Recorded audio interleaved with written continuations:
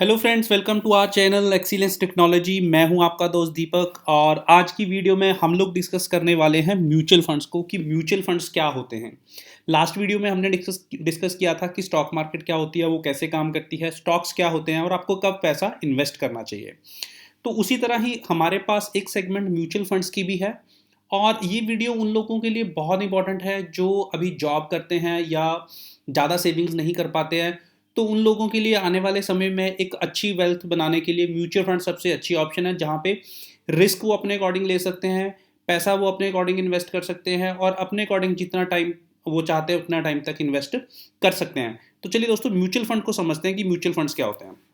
Mutual fund is an investment just like any other investment. देखिए, जब भी हमें पैसा सेव करना होता है, हमें मनी सेव करनी होती है, तो हम उसको कहीं ना कहीं पे इन्वेस्ट करते हैं। यूजुअली लोग ज़्यादा इन्वेस्ट करते हैं गोल्ड के अंदर, एफडी बैंक के अंदर आपने फिक्स डिपॉजिट करा दिया, या आपने कोई प्रॉपर्टी पे इन्वेस्ट कर दिया है, कोई प्लॉट या कोई फ्लैट आपने ले लिया, या जो लोग एक्सपीरियंस हैं वो स्टॉक मार्केट के अंदर पैसे को इन्वेस्ट कर देते हैं। तो उसी तरह म्यूचुअल फंड भी हमारे पास एक तरह की इन्वेस्टमेंट ही है। और जब भी हम लोग इन्वेस्टमेंट करते हैं तो हमें कुछ फैक्टर्स जो होते हैं वो अपने दिमाग में रखने पड़ते हैं। जैसे हमें देखना पड़ता है कि जिस भी इन्वेस्टमेंट के अंदर हम लोग पैसा लगा रहे हैं वहाँ पे रिस्क कितना है, वहाँ पे आपके पैसे के डूबने के कितने चांसेस हैं या लेट्स से उसके बढ़ने के कितने चांसेस हैं। रिटर्न होती है कि जो पैसा आपने इन्वेस्ट किया है वो आपको कितनी रिटर्न देगा। जैसे गोल्ड है, आप पिछले कुछ टाइम से अगर हम गोल्ड को देखें तो वो 11 से 12% की रिटर्न उसने पिछले कुछ सालों से दी है। एफडी अप्रॉक्स 7 to 8% तक रिटर्न देती है। और प्रॉपर्टी डिपेंड करता है कि आपने किस जगह पे ली है, किस लोकेशन पे ली है, किस साइज़ की है, तो उसके अकॉर्डिंग वो रिटर्न देती है। और स्टॉक अपने अकॉर्डिंग सेंसेक्स और निफ्टी के अकॉर्डिंग आपको रिटर्न्स देते हैं। तो इन्वेस्टमेंट के दौरान हमें ये भी देखना पड़ता है कि हम जहाँ पे इन्वेस्ट कर रहे हैं क्या वहाँ पे रिटर्न भी अच्छी मिल पाएगी और वो रिटर्न क्या इन्फ्लेशन को बीट कर पाएगी। इन्फ्लेशन मीन्स महंगाई दर को। अब लेट्स से कि आप लोगों ने आज 2020 में 1 लाख रुपया इन्वेस्ट किया और आपका वो 1 लाख रुपया 2025 में वो मान के चलो 2 लाख होने वाला है। तो वो 2 लाख तो हो जाएगा, लेकिन उस टाइम पे इन्फ्लेशन कितनी बढ़ जाएगी तो वो भी हमें अपने रिटर्न में से माइनस करनी पड़ती है। लेकिन अगर महंगाई दर आपकी रिटर्न से ज़्यादा बढ़ रही है तो वो आपकी अच्छी इन्वेस्टमेंट नहीं है। उसी तरह हम लोग देखते हैं लिक्विडिटी। लिक्विडिटी होती है how early you can convert your investment into money. Means अगर आपने कहीं पे पैसा इन्वेस्ट किया है और आपको अचानक पैसे की ज़रूरत पड़ जाती है तो कितनी जल्दी वो इन्वेस्टमेंट आपकी फिर से हार्ड कैश में, लिक्विड कैश में चेंज हो सकती है। अब लेट्स से एफडी है तो एफडी काफ़ी हाई लिक्विडिटी है, इसके अंदर आप जल्दी से इसको कन्वर्ट कर सकते हैं। गोल्ड को आप बहुत जल्दी कर सकते हैं, लेकिन प्रॉपर्टी को आप जल्दी नहीं कर सकते हैं अनटिल और अनलेस आपको बायर नहीं मिलता। Same is the case with stocks. Stocks में भी लिक्विडिटी हाई रहती है, लेकिन उसमें देखना पड़ता है कि जब आपको पैसे की ज़रूरत है कहीं उस टाइम स्टॉक्स डाउन तो नहीं है। अगर आपको उस टाइम बेचने पड़ गए तो आपकी रिटर्न जो है वो ज़ीरो हो सकती है। वोलेटिलिटी होती है कि जब भी वेरिएशन, जहाँ पे भी आपने पैसा इन्वेस्ट किया है वहाँ पे फ्लक्चुएशन कितनी हो रही है। अब जैसे हम प्रॉपर्टी की बात करें, अब जैसे आज से हम 2 या 3 साल पीछे जाएं तो प्रॉपर्टी के रेट्स हाई थे। अब फिर थोड़े टाइम पहले कम हो गए, अब फिर हाई हो गए, फिर कम हो गए, फिर हाई हुए, फिर हाई हुए, फिर कम हुए। तो ये फ्लक्चुएशन है कि आपका ग्राफ कभी ऊपर कभी नीचे, कभी ऊपर कभी नीचे ऐसे जा रहा है। तो वो उसको हम कहते हैं वोलेटिलिटी, कि आपकी इन्वेस्टमेंट के अंदर वोलेटिलिटी कितनी है। जैसे हम गोल्ड की बात करें तो गोल्ड में वोलेटिलिटी बहुत कम है क्योंकि गोल्ड पिछले काफ़ी टाइमों से बढ़ता ही जा रहा है। एफडी में देखें तो एफडी फिक्स है, उसमें वोलेटिलिटी है ही नहीं है क्योंकि उसमें आपको जो इनकम आनी है वो फिक्स्ड आनी है। तो इसी तरह म्यूचुअल फंड के अंदर भी हमें जब पैसा इन्वेस्ट करना है तो हमें ये कुछ 4 फैक्टर्स जो है ये अपने दिमाग में रखने पड़ेंगे किसी भी म्यूचुअल फंड की स्कीम के अंदर पैसा इन्वेस्ट करने से पहले। तो चलिए दोस्तों, अब हम समझ लेते हैं कि म्यूचुअल फंड्स क्या होते हैं। देखिए, म्यूचुअल फंड को समझाने से पहले मैं एक छोटी सी एग्जांपल लेता हूँ। हमने यहाँ पे एक एग्जांपल ली है सौरभ की। Let's say Saurabh wants to invest 1000 रुपये इन स्टॉक मार्केट। सौरभ के पास 1000 रुपया, वो उसको इन्वेस्ट करना चाहता है। बैकग्राउंड उसका आईटी प्रोफेशनल है, वो he is an IT professional and having no knowledge of stock market. IT से बैकग्राउंड है, स्टॉक मार्केट की कोई नॉलेज नहीं है, लेकिन फिर भी वो चाहता है कि वो 1000 रुपये उसमें इन्वेस्ट करे। तो क्या लगता है कि what will be his chances of making money, कितने चांस होंगे उसके 1000 रुपये इन्वेस्ट करके अच्छी रिटर्न लेने के। तो अगर उनको नॉलेज नहीं है, अगर नो नॉलेज है, तो I would say rather 100% chance of losing money. आप यहाँ से देखिएगा, लूजिंग मनी, कमाने की तो बहुत दूर की बात है, वहाँ से अर्न करने की तो दूर की बात है, पैसे को लूज करने के चांस बहुत ज़्यादा बढ़ जाएंगे अगर उनको नॉलेज नहीं है, राइट। तो उसके कुछ रीजंस हैं। सबसे पहले इनकी एक्सपर्टाइज नहीं है, नॉलेज नहीं है तो उनको एक्सपर्टीज नहीं है, और इतना टाइम भी नहीं है, don't have enough time to gain the knowledge. इतना टाइम भी नहीं है कि वो स्टॉक मार्केट को रीड करें, स्टडी करें, नॉलेज लें स्टॉक्स के बारे में, उनके फंडामेंटल टेक्निकल एनालिसिस को रीड करें, क्योंकि वो ऑलरेडी जॉब करते हैं तो इतना टाइम भी नहीं है, और don't have enough money to invest, और इन्वेस्टमेंट करने के लिए इतना पैसा भी नहीं है। सौरभ कितना इन्वेस्ट करना चाहता है? Just 1000 rupees. तो इतना पैसा भी नहीं है कि वो ज़्यादा पैसा लगा के ज़्यादा पैसा बना सके या महंगे शेयर खरीद सके। लेट्स से एमआरएफ का शेयर या पेज इंडस्ट्री का शेयर या आइशर मोटर का शेयर 18,000 50,000 का शेयर है, तो सौरभ को तो सिर्फ 1,000 रुपये लगाना है, तो 1,000 रुपये से 50,000 का शेयर तो नहीं खरीदा जा सकता। तो वो अच्छी शेयर्स भी नहीं बाय कर पाएगा क्योंकि इनफ मनी नहीं है, और इतना टाइम नहीं है कि वो स्टॉक मार्केट के ऊपर नज़र बना के रखे कि कब मार्केट डाउन आएगी, कब मार्केट ऊपर आएगी, और he has no idea when, how, what and where to invest. अब उसको ये भी आइडिया नहीं है कि मार्केट में कब पैसा लगाना है, कैसे लगाना है, कितना लगाना है और कौन से स्टॉक में लगाना है। अब उसकी नॉलेज भी नहीं है, तो ये सारी चीज़ें कमी होने की वजह से बहुत चांसेस बढ़ जाते हैं कि आप अपने पैसे को गंवा लोगे। इसीलिए हम लोग रेकमेंड करते हैं कि जो लोग फ्रेशर हैं वो स्टॉक मार्केट में ना जाएं, वो अपनी शुरुआत करें म्यूचुअल फंड से। अब देखते हैं कि म्यूचुअल फंड्स कैसे काम करता है। अब देखिए हम लोग देखते हैं यहाँ पे कि म्यूचुअल फंड कैसे काम करता है। अब यहाँ पे म्यूचुअल फंड पिक्चर में आ जाता है। अब हम एग्जाम्पल की तरह फिर से समझते हैं कि सौरभ जैसे बहुत सारे लोग होंगे जो पैसा इन्वेस्ट करना चाहते होंगे, चाहे वो स्टूडेंट हैं, चाहे वो जॉब कर रहे हैं या कोई भी है, वो पैसा इन्वेस्टमेंट करना चाहते हैं, लेकिन उनके पास नॉलेज ना होने की वजह से उनके चांसेस लूज करने के बढ़ जाते हैं। तो इस केस में मार्केट में आ जाती हैं एएमसी। एएमसी होती है asset management company. Asset management company picture के अंदर आ जाती है। वो लोगों को कहती है कि भाई हमने अपना आईएफओ निकाला है, इनिशियल फंड ऑफर।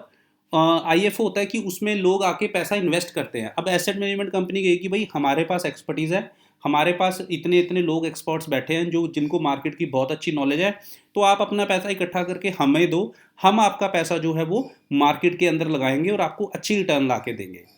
बदले में वो आपसे क्या लेंगे? बदले में वो आपसे 1 या 2% जो है वो आपसे चार्जेस लेंगे। इसको हम कहते हैं एक्सपेंस रेशियो।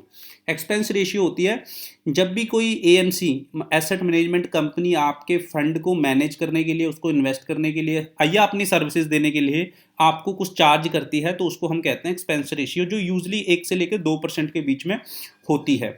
अब ये जो एसेट मैनेजमेंट कंपनीज होती हैं ये मार्केट में बहुत सारी हैं, जैसे एचडीएफसी है, आईसीआईसी है, एक्सिस है, और भी बहुत सारी ऐसी कंपनीज हैं जो लोगों के पैसे को स्टॉक्स मार्केट के अंदर, डिवेंचर्स के अंदर, बॉन्ड के अंदर अलग अलग जगह पे इन्वेस्ट करती है, क्योंकि उनको नॉलेज है और उनके पास एक्सपर्ट्स हैं, और वो अपना फुल टाइम सिर्फ इसी चीज़ को देते हैं कि वो कैसे लोगों के पैसे को इन्वेस्ट करें और वहाँ से वो रिटर्न जनरेट करें। अब लेट्स से आप इन सभी लोगों ने 1,000 रुपये इकट्ठा किया और वो 1 लाख बन गया। अब 1 लाख रुपए को ये एसेट मैनेजमेंट कंपनी स्टॉक्स के अंदर इन्वेस्ट करेगी, और जो पैसा इकट्ठा हो जाएगा उसको हम कहेंगे एसेट अंडर मैनेजमेंट। जो पैसा total money collected for investment, जैसे 1 लाख रुपए इकट्ठा हो गया तो उसको कहेंगे एसेट अंडर मैनेजमेंट, की इतनी एसेट इकट्ठी हो गई है, अब उसको हमें मैनेज करना है, उसको हमें इन्वेस्ट करना है। अब हम देखते हैं, देखो यहाँ पे ये मैंने यहाँ पे इन्वेस्टर दिखाए हुए हैं, ये कुछ इन्वेस्टर्स हैं। सौरभ जैसे बहुत सारे लोग हैं जिन्होंने अपना पैसा पूल किया, पूल देयर मनी टुगेदर, उन्होंने पैसा इकट्ठा किया और फंड मैनेजर को दे दिया। फंड मैनेजर कौन होगा? एएमसी कंपनी का, एसेट मैनेजमेंट कंपनी का एक फंड मैनेजर होगा जो आपके पैसे को इन्वेस्ट करेगा। फिर वो क्या करेगा? Choose securities to invest in. वो सिक्योरिटीज को चूज करेगा। सिक्योरिटीज में क्या आ जाता है? सिक्योरिटीज में स्टॉक्स आ जाएंगे, गोल्ड आ जाएगा, उसमें डिवेंचर्स आ जाएंगे, बॉन्ड आ जाएंगे, बहुत सारी डेट फंड्स आ जाएंगे, काफ़ी सारी चीज़ें। इनके ऊपर मैं बाद में डिटेल वीडियो बनाऊंगा कि ये सिक्योरिटीज़ क्या होती है। तो वो पैसा इन्वेस्ट करेगा और वहाँ से जो रिटर्न जनरेट होएगी फिर वो वापस किसको दे दी जाती है? वो इन्वेस्टर को दे दी जाती है। मींस आप अपने पैसे को आपको हैंडल नहीं करना है, उसके लिए अलग से एक एक्सपर्ट बंदा है, वो आपके लिए काम करेगा और बदले में ये 1 से 2% आपको चार्ज करेगा, राइट। अब हम चलते हैं आगे। अब हम इसको और आसानी से समझने के लिए हम एक एग्जाम्पल लेते हैं। अब हम इसको ये समझते हैं कि आप इन्वेस्ट करेंगे तो आपका पैसा बढ़ेगा कैसे, किस फॉर्म में बढ़ेगा, तो उसके लिए ये एग्जांपल समझना बहुत जरूरी है। इस एग्जांपल को आप एंड तक जरूर देखिएगा। Let's say you want to invest 20,000 in equity mutual fund. अब यहाँ पे इक्विटी क्या होता है, ये अपने जो म्यूचुअल फंड होते हैं उनकी ही कुछ आगे कैटेगरीज होती है, इसको हम नेक्स्ट वीडियो में डिस्कस करेंगे। ये अलग अलग फंड्स आते हैं, इक्विटी आते हैं, डेट आते हैं, इंडेक्स्ड आते हैं, सेक्टोरल आते हैं, तो बहुत तरह के हमारे पास फंड्स रहते हैं। तो यहाँ पे let's say equity funds, equity mean stock में उसको इन्वेस्ट करना है। आपको स्टॉक में इन्वेस्ट करना है 20,000, और आपने 20 आपको नॉलेज नहीं है तो you gave 20,000 to asset management company. आपने एसेट मैनेजमेंट कंपनी को 20,000 दे दिया। AMC in return will give you naive.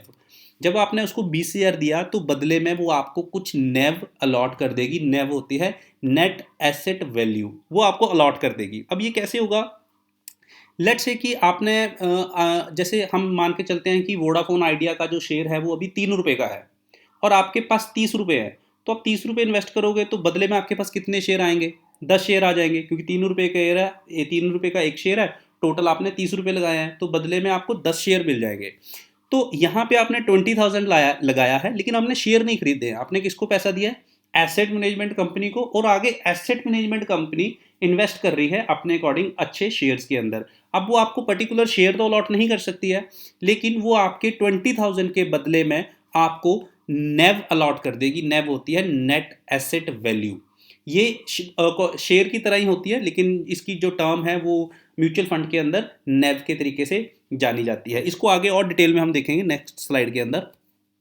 For example AMC have total 10 crore in total two invest. अब आप जैसे बहुत लोगों ने पैसा दिया एएमसी को, एसेट मैनेजमेंट कंपनी को, फंड मैनेजर को कि भाई आप हमारे पैसे को इन्वेस्ट करो, तो टोटल 10 करोड़ रुपए इकट्ठा हो गया एएमसी के पास। अब इस पैसे को वो स्टॉक मार्केट के अंदर, इक्विटी म्यूचुअल फंड के अंदर वो इसको इन्वेस्ट करेंगे।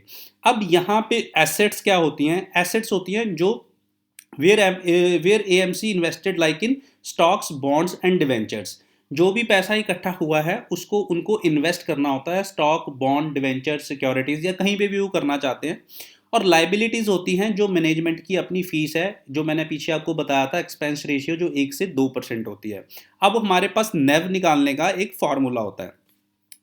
हम यहाँ देखिए कि हमारे पास नेव निकालने का यहाँ पे एक फॉर्मूला है। नेव निकालने का फॉर्मूला क्या है, एसेट्स माइनस लाइबिलिटीज। लाइबिलिटीज की स्पेलिंग गलत लिखी है मैंने, एसेट्स माइनस लाइबिलिटीज। एसेट्स हमारे पास कितनी थी टोटल, 10 करोड़ की, माइनस लाइबिलिटी क्या थी, 1 से 2% हमने एक्सपेंस रेशियो लगाई थी।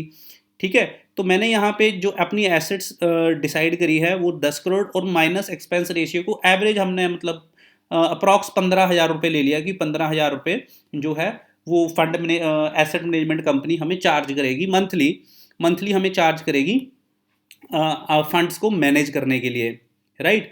अब बदले में क्या किया, 10 करोड़ था तो 7 करोड़ रुपया हमने यहाँ पे लगाया बजाज फाइनेंस के अंदर, एसबीआई, एचडीएफसी, एशियन पेंट के अंदर, और कंपनी ने 3 करोड़ रुपया लगाया आइशर, टाटा, एमआरएफ, वेदांता, सन फार्मा। ये एग्जांपल है, वो किसी भी शेयर में कितना भी पैसा लगा सकती है, ये उनके ऊपर डिपेंड है।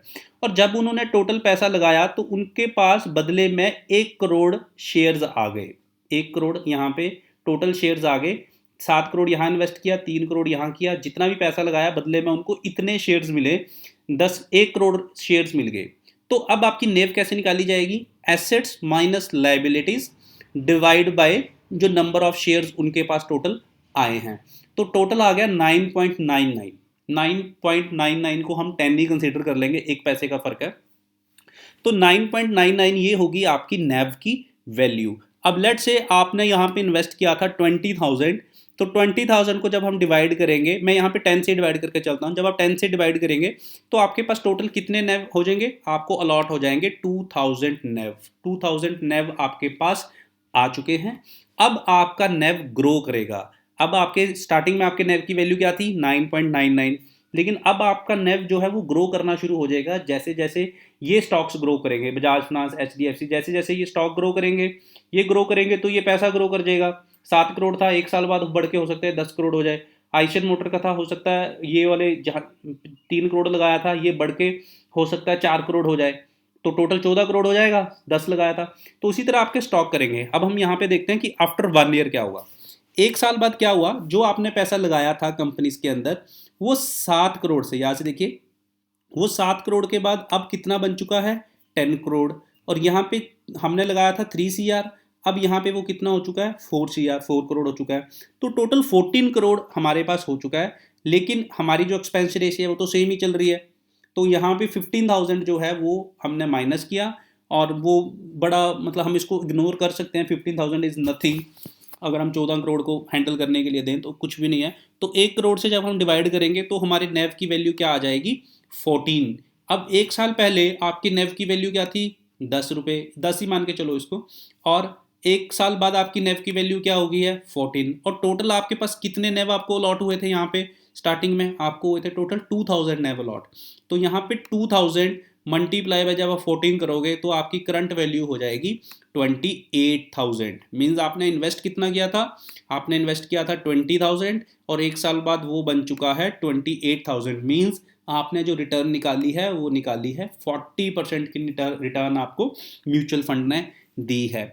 तो इस तरह म्यूचुअल फंड काम करते हैं, और इस तरह आपका पैसा जो होता है वो ग्रो करता है। लेकिन कौन सा म्यूचुअल फंड अच्छा है, आपको किस में इन्वेस्ट करना चाहिए, और आपको किस तरीके से करना चाहिए, ये चीज़ों की नॉलेज आपको होनी बहुत ज़रूरी है, ताकि ये आप एक अच्छी म्यूचुअल फंड की स्कीम को चूज़ कर सकें। होप कि आपने वीडियो को एंजॉय किया होगा। नेक्स्ट वीडियो में हम लोग डिस्कस करने वाले हैं type of mutual funds, structure of mutual funds, कि म्यूचुअल फंड की स्ट्रक्चर कैसे होती है, ये भी आपको समझना जरूरी है। एक अगर आपको अच्छा म्यूचुअल फंड चूज करना है तो आपको पता होना चाहिए कि उसका स्ट्रक्चर क्या है, उसका ऑब्जेक्टिव क्या है, और उसके अंदर कौन कौन सी स्कीम्स आप लोगों के लिए अवेलेबल हैं। क्योंकि म्यूचुअल फंड्स का ऑब्जेक्टिव अलग अलग हो सकते हैं। लेट्स से आज आपकी एज 22 ईयर्स है, और आप 20 साल के बाद देखते हैं कि 20 साल आपको टोटल 20 ईयर्स के लिए इन्वेस्ट कर रहा है, और 20 साल बाद आप देखना चाहते हैं कि आपको कितनी रिटर्न आएगी, तो आपके लिए अलग स्कीम है। अगर आपकी एज 45 या 50 ईयर्स है और आपको हार्डली 10 साल के लिए इन्वेस्ट करना है, तो आपके लिए स्कीम अलग हो सकती हैं। अगर आपकी एज 60 है और आपके पास है ही 5-6 साल म्यूचुअल फंड में, 10 साल है इन्वेस्ट करने के लिए, तो आपके पास स्कीम्स कुछ और होंगी, जिसमें आपको रेगुलर इनकम भी आएगी और एंड में आपको अच्छी ग्रोथ भी मिलेगी। तो ये डिपेंड करता है म्यूचुअल फंड की स्कीम्स के ऊपर, उनके ऑब्जेक्टिव के ऊपर, उनके स्ट्रक्चर के ऊपर, कि वो किस तरह के फंड्स हैं। तो नेक्स्ट वीडियो में हम ये सारी चीज़ें डिस्कस करेंगे। तो दोस्तों, अगर आपको वीडियो अच्छी लगी है तो आप हमारे चैनल को सब्सक्राइब करना ना भूलिएगा। थैंक यू दोस्तों, और कमेंट जरूर कर दीजिएगा एंड में अगर अच्छा लगा तो।